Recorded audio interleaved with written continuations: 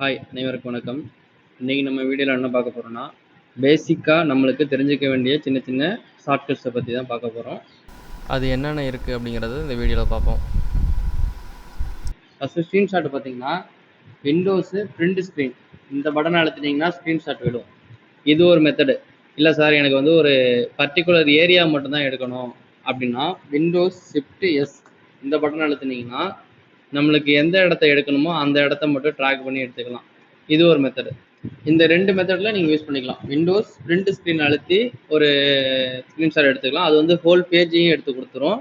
இல்லை எனக்கு பர்டிகுலராக இந்த இடம் மட்டும்தான் வேணும் அப்படின்னா விண்டோஸ் ஷிஃப்ட் எஸ் அதை கொடுத்துட்டு நீங்கள் ஃபுல்லாக வேணாலும் எடுத்துக்கலாம். அப்படி இல்லைன்னா கட் பண்ணி இந்த இடத்த மட்டும் வேணாலும் இப்படி வேணாலும் எடுத்துக்கலாம். இந்த ரெண்டு மெத்தடையும் யூஸ் பண்ணி நீங்கள் ஃபோட்டோ எடுத்துக்கலாம்.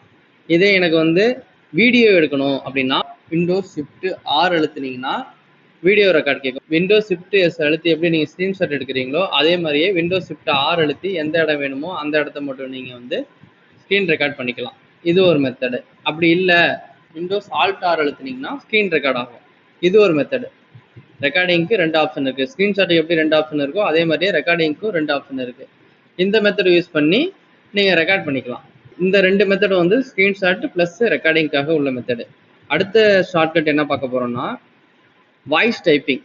வாய்ஸ் டைப்பிங் எப்படி பண்ணலாம்? அதுக்கு வந்து விண்டோஸ் ஹச் அழுத்தினீங்கன்னா உங்களால் வாய்ஸ் டைப்பிங் உங்களுக்கு இந்த மெனு வந்துடும். இந்த மெனுவில் போயிட்டு எந்த இடத்துல நீங்கள் வாய்ஸ் டைப்பிங் பண்ண போகிறீங்களோ அந்த இடத்துல கிளிக் பண்ணி வாய்ஸ் டைப்பிங் கிளிக் பண்ணிங்கன்னா குட் மார்னிங் உங்களுக்கு உடனே இங்கிலீஷில் டைப் ஆகிடுச்சு. இதே எனக்கு வந்து தமிழில் வேணும் அப்படின்னா பண்ண முடியும். கீழே வந்து இங்கிலீஷ் யூஎஸ்ன்னு இருக்கா, இந்த இடத்துல தமிழ் வேணும்னா நீங்கள் மோர் கீபோர்ட் செட்டிங்ஸில் கிளிக் பண்ணி ஆட் லாங்குவேஜில் தமிழ் செலக்ட் பண்ணிக்கோங்க. தமிழ் செலக்ட் பண்ணிவிட்டு டவுன்லோட் கொடுத்துங்க. அதை இன்ஸ்டால் கொடுங்க. அடுத்தது இப்போ தமிழ் டவுன்லோட் பண்ணிட்டோம். டவுன்லோட் பண்ணதுக்கப்புறம் விண்டோஸ் ஹச் எங்கேயாச்சும் ஒரு இடத்துல கொடுத்துட்டு விண்டோஸ் ஹச் கிளிக் பண்ணுங்கள். விண்டோஸ் ஹச் செலக்ட் பண்ணிட்டீங்க. செலக்ட் பண்ணிவிட்டு லாங்குவேஜ் மாற்றிக்கிங்க. இங்கே லாங்குவேஜ் மாற்றிட்டு காலை வணக்கம்.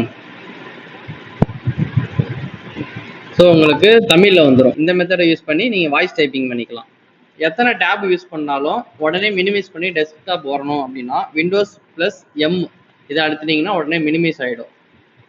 இந்த மெத்தடை யூஸ் பண்ணி நீங்கள் மினிமைஸ் பண்ணிக்கலாம். அடுத்தது வந்து லாக் பண்ணுறதுக்கு விண்டோஸ் ப்ளஸ் எல் இதை அழுத்தினீங்கன்னா லாக் ஆகிடும் உங்களுக்கு. இதை தவிர உங்களுக்கு வேறு ஏதாச்சும் சாஃப்ட்வேர்ஸ் தேவைப்பட்டுச்சுன்னா அதை கமெண்ட் பண்ணுங்கள். அடுத்த வீடியோவில் நம்ம பார்ப்போம்.